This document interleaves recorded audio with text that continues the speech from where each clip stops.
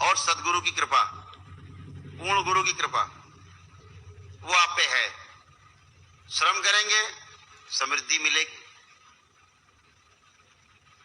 अभी तो सारा कार्यक्रम इसलिए है कि साहब हम कैसे धनवान बन जाएं, कैसे हमारा बड़ा नाम हो जाए, इसके लिए दीक्षा कहीं मिल जाए तो काम हो जाए। दीक्षा शब्द का जो अर्थ है ना, बड़ा व्यापक, बहुत व्यापक है। नर से नारायण बनने की प्रक्रिया जहां शुरू होती है उसका टूल है दीक्षा। पुरुष से पुरुषोत्तम बनने की जो प्रक्रिया है उसका जो टूल है, औजार है, उसका नाम है दीक्षा। जो मृत्यु से आपको अमृत्यु की ओर ले जाए, भय से अभय की ओर ले जाए, दुख से सुखों से मुक्ति दिला करके आनंद की ओर ले जाए, उस टूल का नाम, उस क्रिया का नाम जो पूर्ण गुरु आपको देता है उसका नाम है दीक्षा। दीक्षा इसलिए कदापि नहीं कि आपको धन दौलत और हीरे जवाहरात मिले इसलिए दीक्षा। लोग कहते हैं नहीं गुरु मिलना बहुत कठिन, यहां दिखता शिष्य मिलना बहुत कठिन।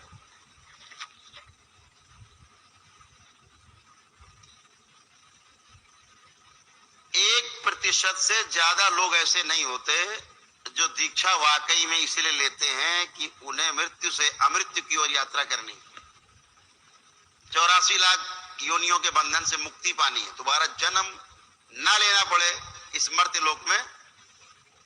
ऐसे भावना रखने वाले शिष्य 1% से ज्यादा नहीं।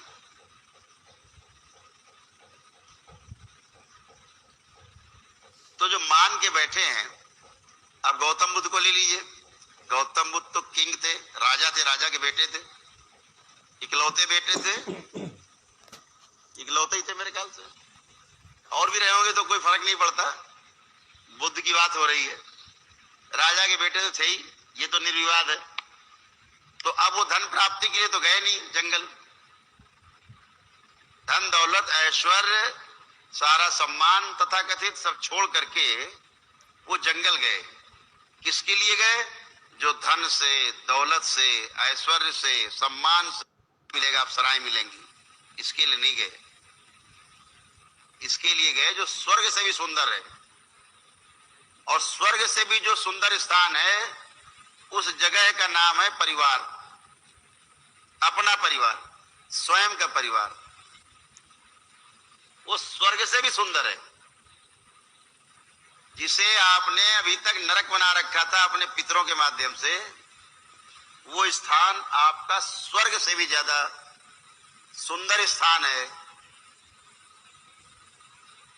लेकिन जब तक ये पितर रहते तब तक ये स्थान नरक बना रहता। यही गुरु परंपरा में भी होता है। पहले दीक्षा कैसे होती थी? दीक्षा होती थी जैसे आज आप क्लीन होके बैठोगे, आज यहां से अभी निकलोगे आप एकदम क्लीन होगे, एक स्मृति शेष नहीं होगी। आप आंख बंद करके देखेंगे, सुनेंगे, एक भी गंदा विचार आपके मन मस्तिष्क में नहीं आएगा। आप लाना चाहोगे गंदा विचार तब भी नहीं आएगा। दूसरा क्या होगा? आंख बंद करके आप देखोगे, आपके मृत्यु को प्राप्त हो चुके कोई पितृ, चाहे आपकी गोद में उसकी मृत्यु हुई हो, उसका चित्र भी आपके मन मस्तिष्क पर नहीं बनेगा, कोई नहीं दिखेगा। सारी पेशियां कट चुकी होंगी, सारी पेशी, किसी की एक पेशी शेष नहीं होगी, कोई सवारी पेशी नहीं बचेगी। ये इस बात का प्रमाण होगा कि आप पूरी तरह से शुद्ध हो गए। यानी आपके बेटा भी खत्म हुआ हो, भाई खत्म हुआ हो, पुत्र खत्म हुआ हो, चाहे मां खत्म हुई हो, वो भी नहीं दिखेगी आपको आंख बंद करके। मतलब अस्तित्व से उसका नामो निशान पूरी तरह नष्ट हो गया। अब वो नई यात्रा में चले गए जीवन की, कुछ नहीं बचा। तो ऐसे करते थे गुरु, आपको क्लीन, फिर पंच महाभूत की शुद्धि करके, सिद्धि करा के और तब दीक्षा देते थे, तब आपका एक नया जन्म होता था। पुराना सब गंदगी हट करके एक नया नाम देता था गुरु। आपको गुरु परंपरा से जोड़ता था, जहां केवल सिद्ध लोग होते थे, अच्छी मानसिकता के, शांत मानसिकता के लोग होते थे। जब उनके डीएनए में आप जुड़ जाते थे, आप भी शांत रहते थे। जैसा वो करते थे वैसा आपका करने का मन होता था। जैसा आपने देखा होगा, आपके परिवार के सदस्य की जो मानसिकता, जब उसको आप देखते हैं तो आप में उसकी गंदगी आने लगती है।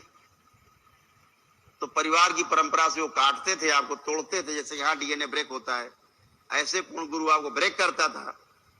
तो केवल गुरु परंपरा से ही आप जुड़े रहते थे और आपका जीवन धन्य हो जाता था, शांति का, सुख, आनंद का अनुभव होता था। अभी क्या है, सारे गुरु बैठ गए, आओ बोलो दीक्षा हो गई, चलो जुड़ गए, मंत्र दे दिया, जाप करने लगे।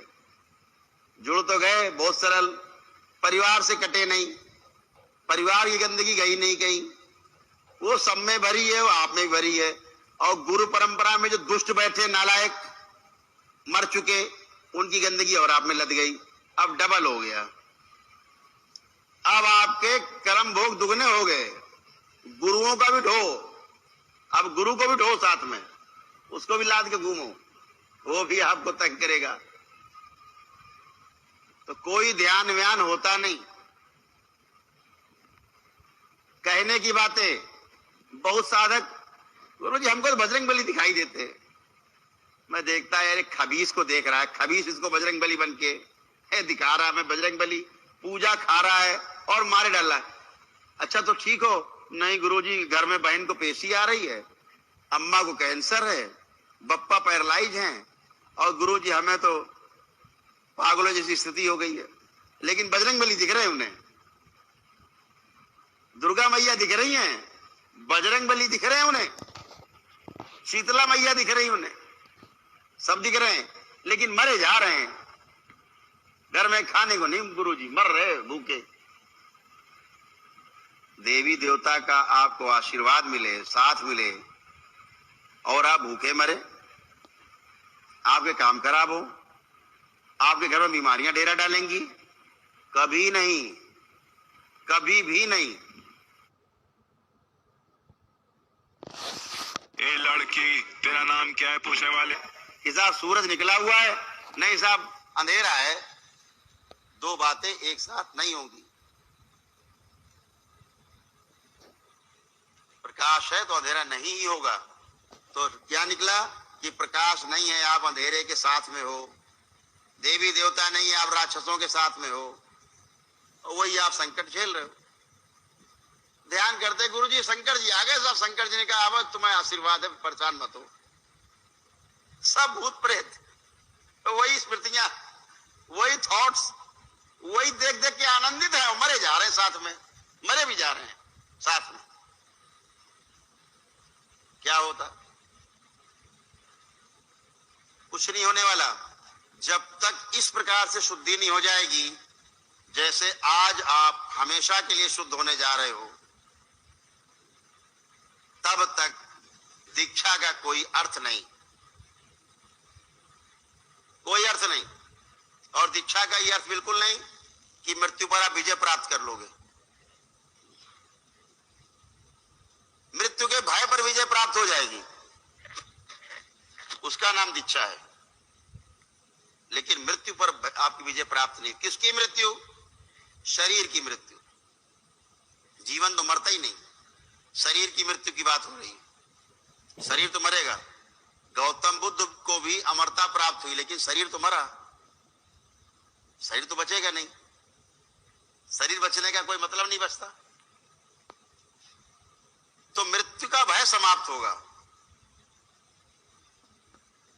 आशा यही कहने का है कि सब कुछ अच्छा होने के बाद आपको आज अकाउंट, गंदगी का आज का आपका अकाउंट नील होगा।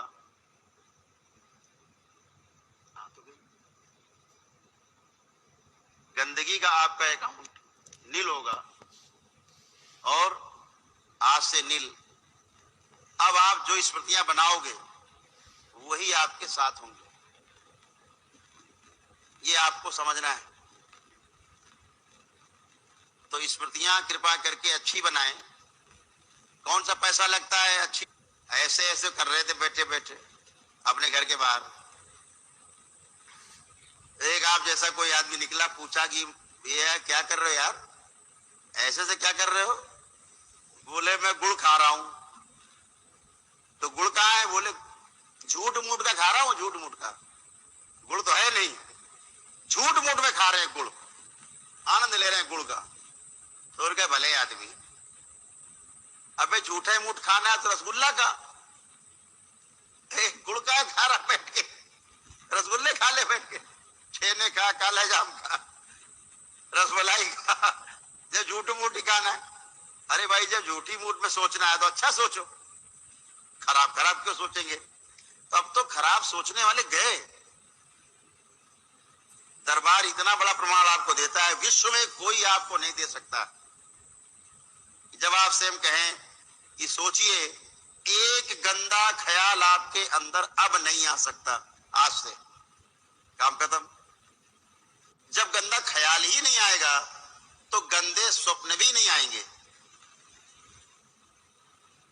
और पितृ आपके मुक्ति हो गए तो एक भी पितृ जो आपके परिवार का कोई मरा होगा, आंख बंद करके उसे आप देख नहीं सकते। जिसे आप रोज देखते थे आंख बंद करके, उसे आप देख भी नहीं सकते। मुक्ति हो गई, ये प्रमाण है। इससे बड़ा प्रमाण संसार में आपको कोई नहीं दे सकता। तो सभी को धैर्यपूर्वक, अभी तमाम शक्तियां खुली हैं, और जो हम एक एक आदमी को बैठ के उसको क्लीनिंग करते थे, अब वो चाहे आप यहाँ 1000 लोग बैठे हैं और चाहे 10 लाख लोग एक साथ बैठ जाओ स्टेडियम में, इतना ही टाइम लगेगा जितना आपको क्लीन करने में लगेगा, आधा घंटा, उतना ही 10 लाख आदमी को क्लीन करने में लगेगा। समझ गए? तो अब वो शक्तियां दरबार की खुली हैं। अभी पूर्णिमा में और दिव्य शक्तियां जो बची हैं संसार की, वो लगभग सब खुल जाएंगी। ठीक है? तो आप दरबार आएंगे, केवल यहां बैठ के संकल्प करें, कोई टोना टुटका नहीं होता। ये ईश्वर का दरबार है, भगवान भोलेनाथ और माता कामाख्या का दरबार है। इस दरबार को सजाया हमारे परम पूज्य गुरुदेव पंडित श्री राधारमण जी मिश्र ने, और हमारी गुरु माता मां कामरू कामाख्या ने सजाया इस दरबार को, जहां पर उनकी उपस्थिति सदा सदा के लिए है, यही है, हर क्षण है, सतत है। तो यहाँ पर जितनी भी शक्तियां हैं स्वचालित हैं, सारी दिव्य शक्तियां, सारी दिव्या। तो आप आज क्लीन होके अपने घर जाओगे पूरी तरह से। ये तो बेसिक, इस दरबार का बेसिक है, प्राइमरी स्कूल वाला। इसके बाद तो भी junior high school, college, degree college, ये बाकी है। ये तो उसका बेसिक पार्ट है कि पहले जब तक ये गंदगी नहीं चली जाएगी तब तक अभी आप जब सुनने के लायक नहीं बने। मैंने आपको 4 चीजें बताई थी, सुना आपने कभी वीडियो में? समाधि प्राप्त करने के लिए 4 चरण। पहला चरण श्रवण का, यानी ठीक से सुनना, ध्यान पूर्वक सुनना। दूसरा चरण मनन का, जो सुना गया उसको एनालाइज करना, मनन करना उसके ऊपर। तीसरा चरण निधिध्यासन का, जो सुना, मनन किया, सही पाया तो आचरण में उतर गया,